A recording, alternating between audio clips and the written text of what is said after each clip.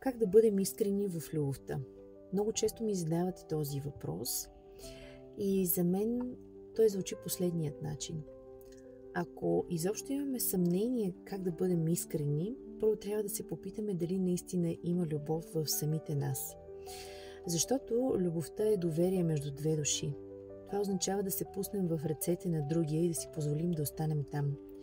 Да си позволим да останем с отворено сърце и по този начин да сме наясно, че ние можем да бъдем наранени. Факт е, че хората, които най-много обичаме, всъщност най-много ще ни наранят, защото ние сме много чувствителни към тях. Как да бъдем искрени в любовта? Това означава да споделяме нашите мисли и чувства.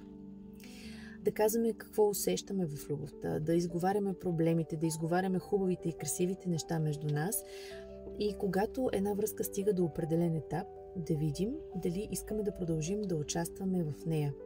Ако искаме да продължим да участваме във връзката, продължаваме на следващ етап. Много често следващия етап е свързан с създаване на поколение, дом и семейство. И ако един от двамата не иска да участва в този етап, трябва да бъде искрен и да го каже на другия.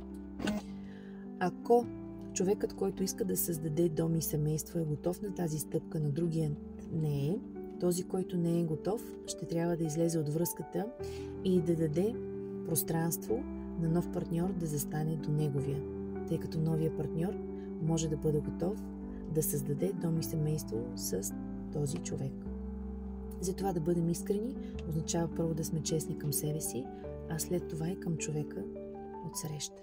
До скоро, мили хора!